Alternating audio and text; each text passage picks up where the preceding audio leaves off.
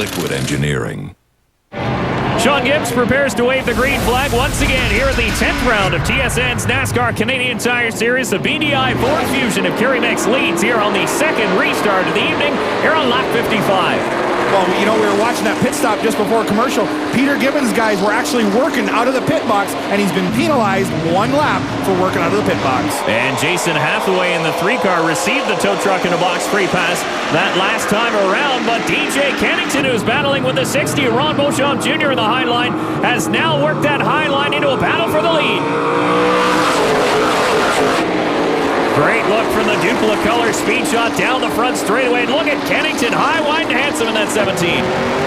Well, DJ's been working that outside groove in, but, you know, young Mix in that BDI Ford is tough to beat around the bottom. And Ron Beauchamp Jr. now lurking in third spot. You can see his bumper push right up against the back bumper of the 02 as we've got 143 laps remaining here in the Coke 0200. Unbelievable how strong that 17 car is on the outside. I've said it a couple times, didn't get the finish. The outside groove usually doesn't come in until later on when the guys have to move up the racetrack because it's getting slick. DJ's got it working now. That's going to be really good later on. And DJ Kennington will lead that lap in the Castrol Dodge as he works around the outside of the 02 Ford Fusion and into the top spot. Now look at Ron Beauchamp Jr. going, if he can make it work, why can't I? Look, and he's up in the high lane. Listen to the throttle work. Mark Dilley just feathering that throttle, trying to get through the middle of 3 and 4.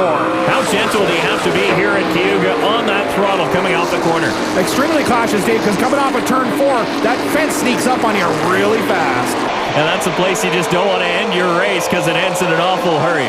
Well, it's a very fast racetrack, and I'll tell you, stuff happens in a hurry, and it's usually not a one-car accident. There is J.R. Fitzpatrick tailing the 25 of Jim Lapsevich as Dilley jumps to the inside of the 60. Mopar Dodge of Ron Beauchamp Jr. Now up to the third spot goes the 9. Well, we talked right off the top of the show that this race could be won by the crew chief and his decisions made on the chassis. You heard Reno talk about that he really thought they had a good race car come nighttime. And I'll tell you what, third spot, Dilley's coming. So DJ Kennington, who came into this race second in points in the Castrol Syntec, number 17, and there's your points leader, the tow truck in a box, number 22 of Scott Steckley down pit lane, and it doesn't look like he's running. He was up to 8th position after getting nearly spun out early on, coming down to his pit stall. Wow, this is huge. No oil pressure is the reason Scott Steckley shut it down out on track, guys. Made his way along pit road. The crew going underneath the hood to have a look. A lot of smoke coming out from underneath that car. You remember they had an engine failure a couple of races ago at Mosport. The only chink in the armor this season so far for Scott Steckley. The crew now frantically trying to diagnose the problem to see if they can return it to the battle. Well, I'm just being a driver here, but when that thing shut off, no oil pressure, I'm telling you the oil sump belt's gone. Probably when that car went through the grass early on, got the alignment out, little debris hit it, and what they'll do, they're an inch wide cog belt, and if they get off a center, they will eventually fly off. And this is definitely going to shake up the points as the 02 of Kerry Mix has dropped back to 4th position now with the 9 of Dilley up to 2nd and the 60 Ron Beauchamp Jr. in 3rd with more on Scott Steckley. Here's Todd once again.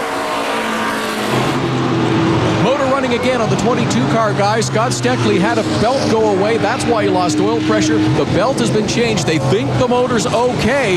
They're going to wait a second to see before they send him back out. And Scott Steckley now running in the 19th position.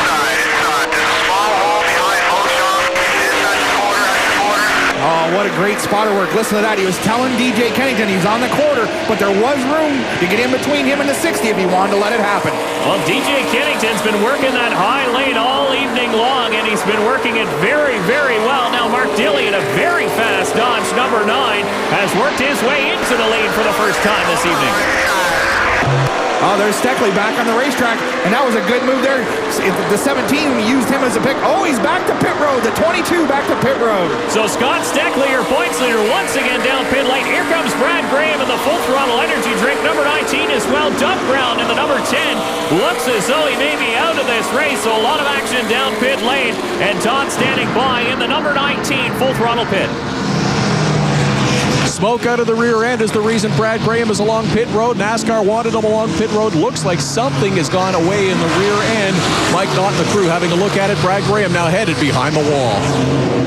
Well, it's not uncommon with all the torque these motors have and how big this racetrack is that if you don't have a big enough cooler on the rear end, it will chew it up. Tough break for that team, though. They have struggled at times this year, looking to turn it around here in the Coke 0200 as we take a look at the leader in the 9, Mark Dilley, in the Dodge Avenger with Scott Steckley just in front.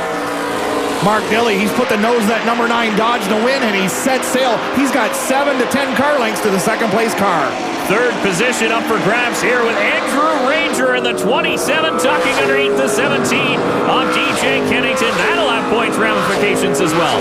Well, when you talk, those guys are right in the same vicinity in the points race. Billy Burns made the right calls, knowing the setup here at Cayuga. He's got that 27 marching to the front.